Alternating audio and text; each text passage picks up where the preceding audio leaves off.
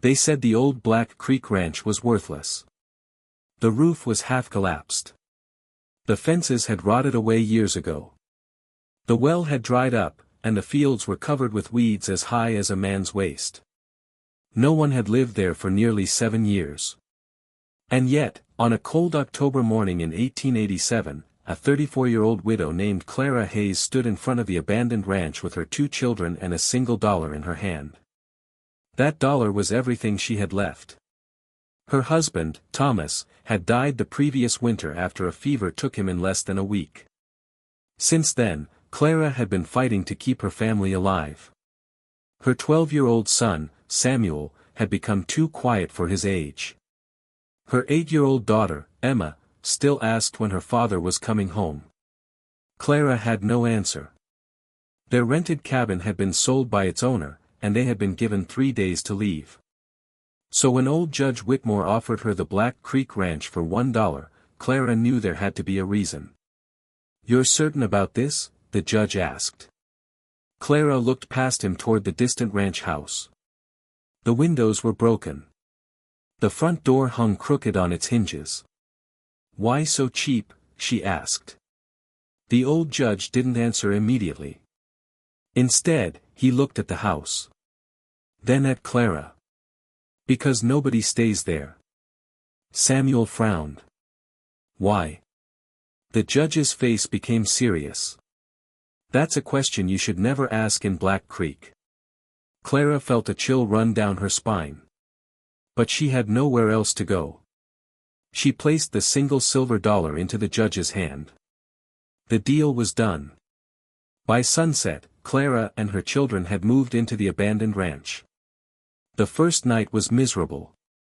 Cold wind pushed through the broken windows, and the fireplace refused to draw properly.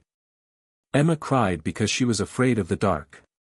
Samuel tried to act brave. "There's nothing here, Mama," he whispered. Clara smiled and pulled the blanket around her daughter. "You're right." But she didn't believe it. At around midnight, Clara finally fell asleep. Then she heard it. 3 knocks. Her eyes opened. She sat perfectly still. The ranch was silent. Then. Knock. Knock.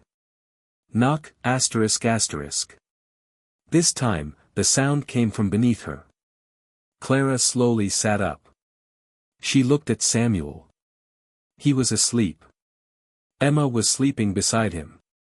Clara grabbed the old lantern and stepped into the hallway. The wooden floor creaked beneath her boots. She stopped. There it was again. A faint sound. Not knocking this time. Breathing. Someone was breathing beneath the floor. Clara's heart began pounding. She lifted the lantern. The sound came from the old dining room. She walked toward it. Every step seemed louder than the last. Then she noticed something strange. One of the floorboards near the fireplace was scratched. Fresh scratches. As if someone, or something, had been trying to get out.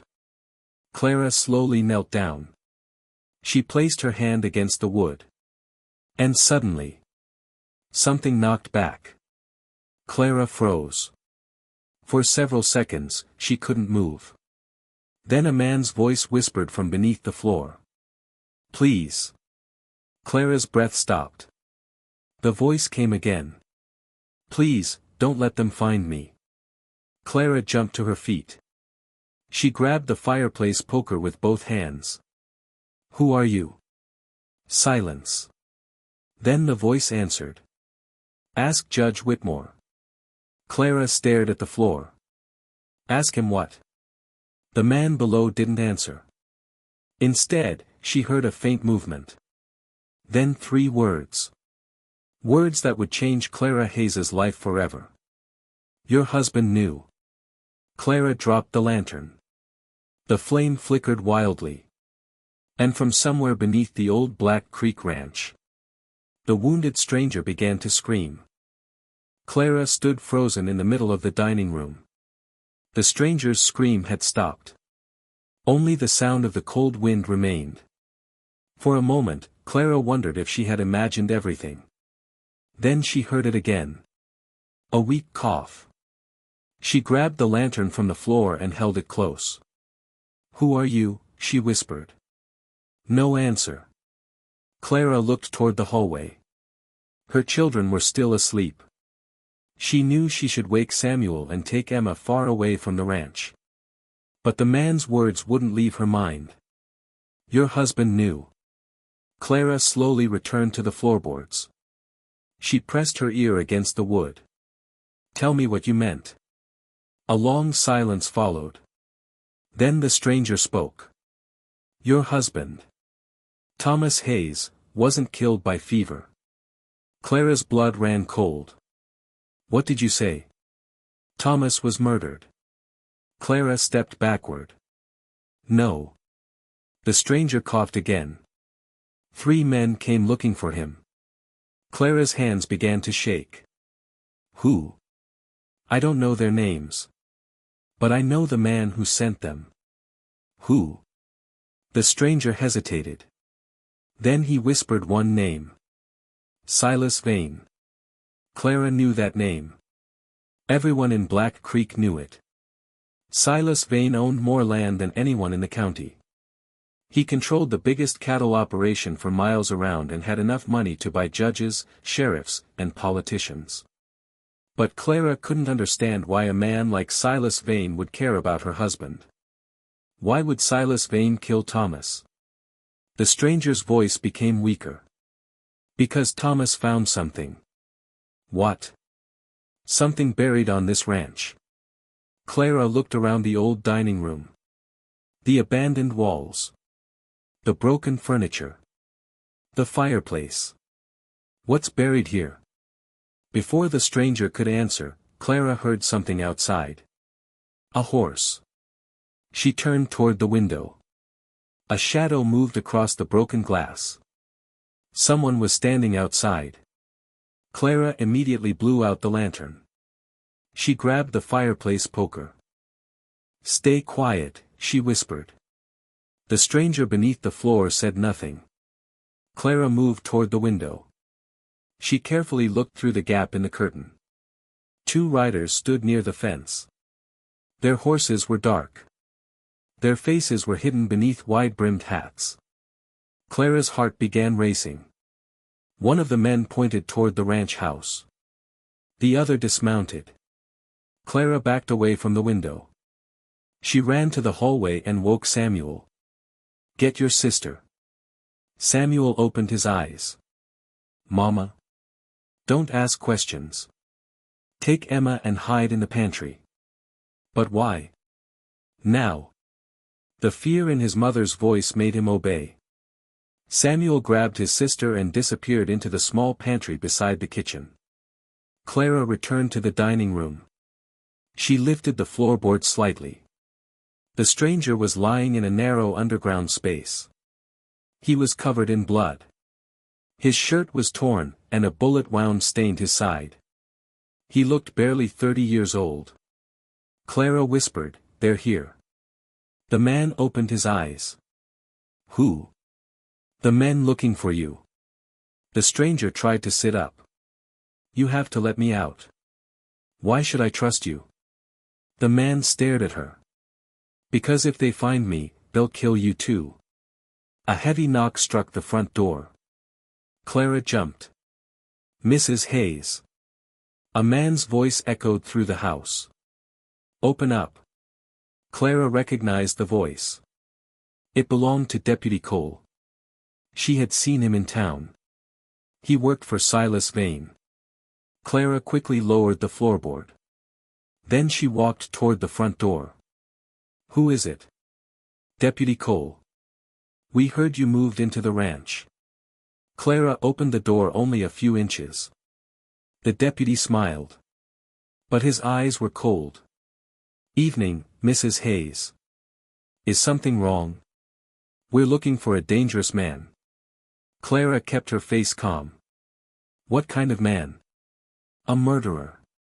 The deputy looked past her shoulder. "His name is Daniel Cross." Clara's heart stopped. The stranger beneath the floor had never told her his name.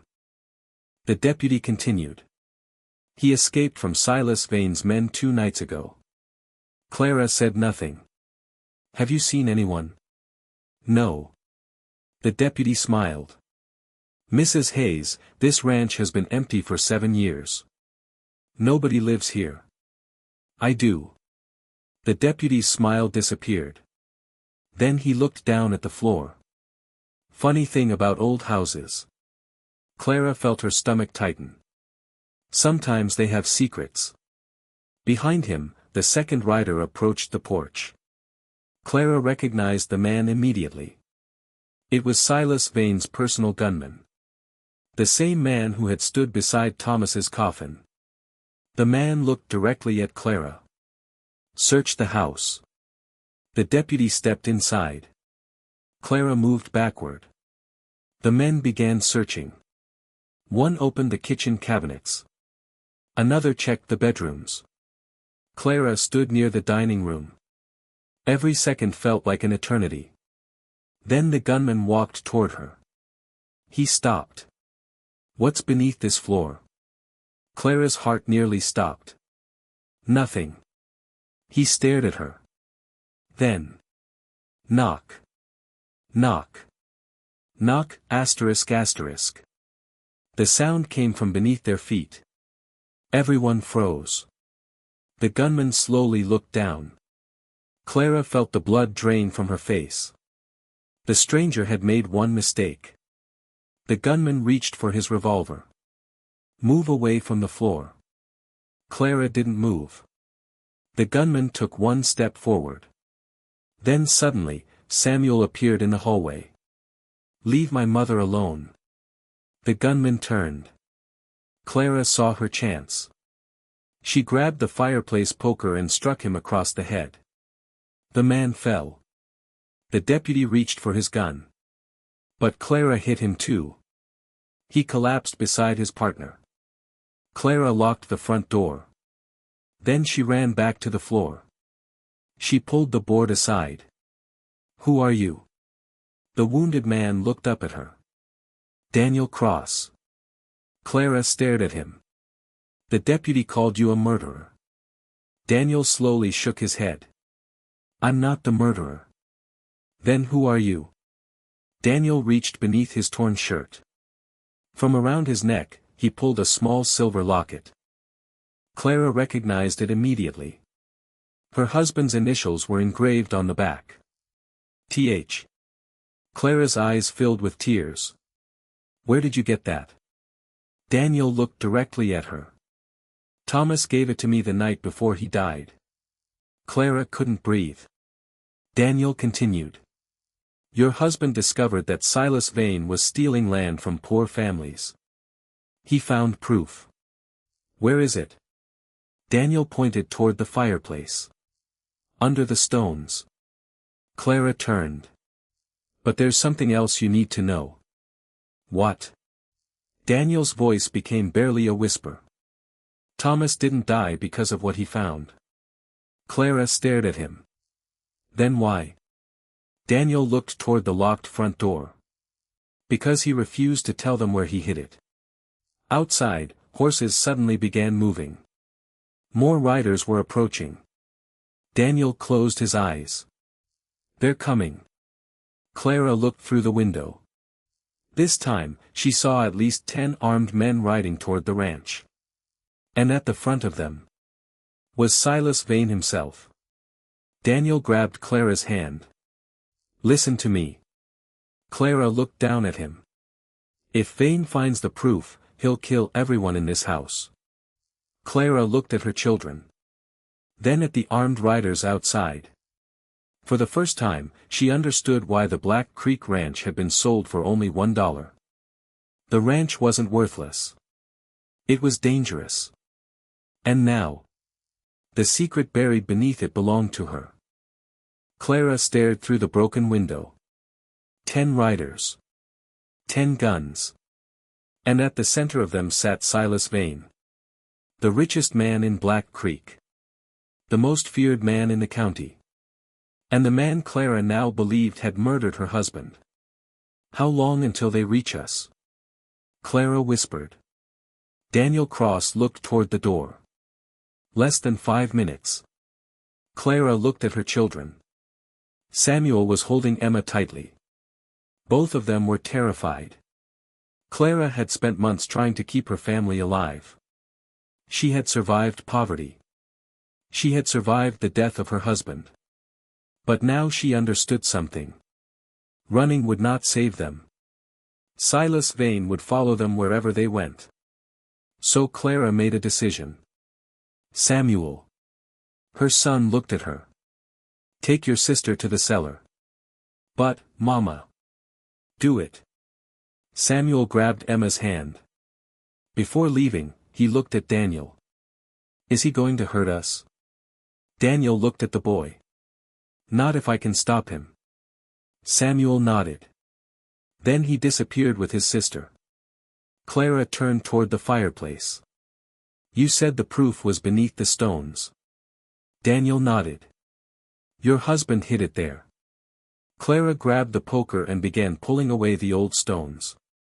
1, 2, 3. Then the poker struck something solid.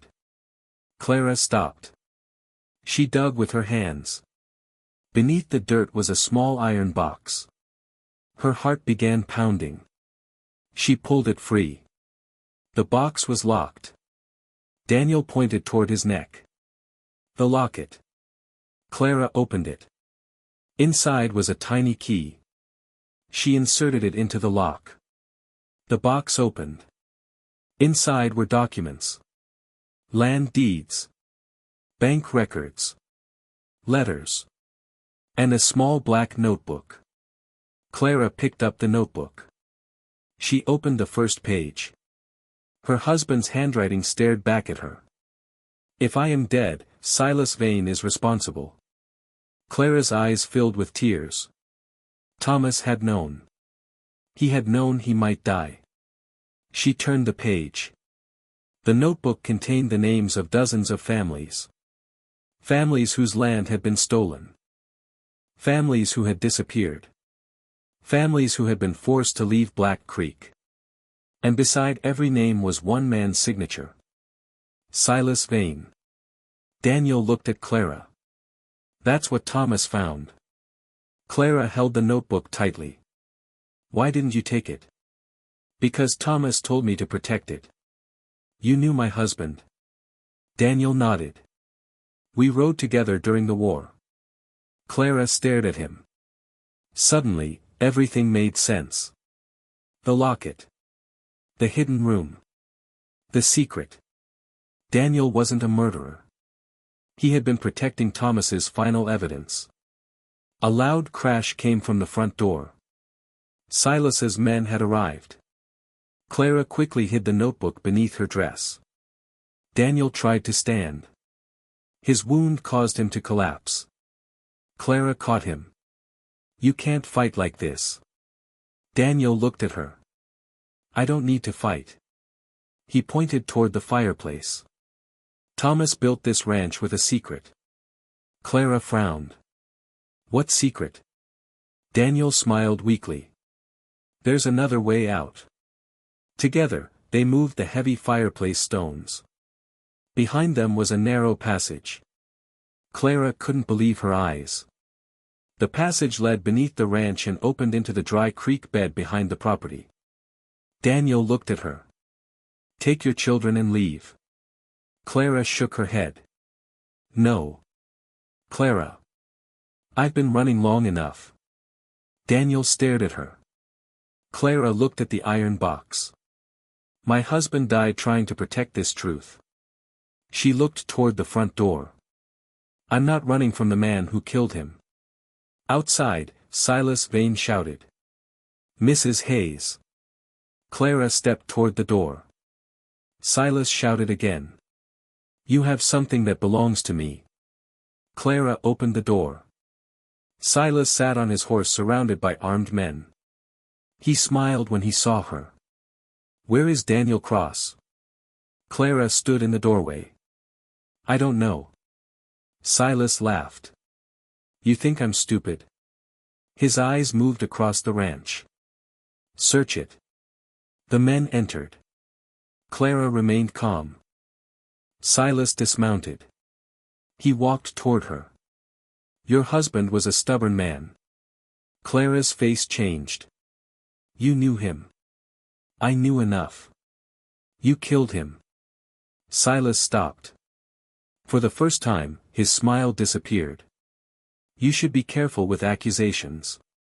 Clara stepped closer. Thomas found your records. Silas's eyes narrowed. Where are they? Clara smiled. Safe. Silas grabbed her arm. Tell me where. Suddenly, a voice came from behind him. Let her go. Silas turned. Daniel Cross stood near the fireplace. Weak. Bleeding. But holding a rifle. Silas stared at him. You're supposed to be dead. Daniel smiled. Disappointed? Silas reached for his gun. But before he could draw, Samuel appeared on the staircase.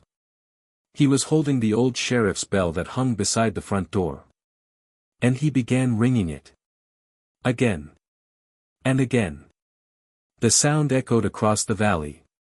Silas looked confused. Then they heard something. Horses. Dozens of them.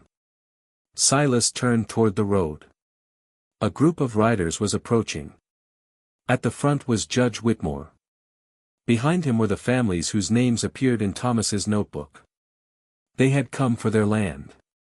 And this time, they weren't afraid. Judge Whitmore dismounted. Silas Vane. Silas looked around. What's this? The judge held up a document. Your land deeds have been exposed. Silas looked at Clara. You. Clara stepped forward. Thomas didn't die for nothing. The judge turned toward the crowd. These families have proof. One by one, people began stepping forward. They had been silent for years. But now they spoke. They told the truth. About stolen land. Threats. Disappearances. And men who had been paid to keep them quiet. Silas Vane realized he had lost. He reached for his revolver. But Daniel was faster. Don't. Silas froze. For several seconds, the two men stared at each other. Then Silas slowly dropped his hand. Within weeks, Silas Vane was arrested. The evidence from Thomas's notebook was enough to bring down his entire operation. The stolen land was returned. The families came back. And Black Creek began to change. As for Clara, she stayed. She repaired the ranch. She rebuilt the fences. She planted new crops. And she turned the old abandoned house into a home. Daniel stayed too. His wound healed slowly.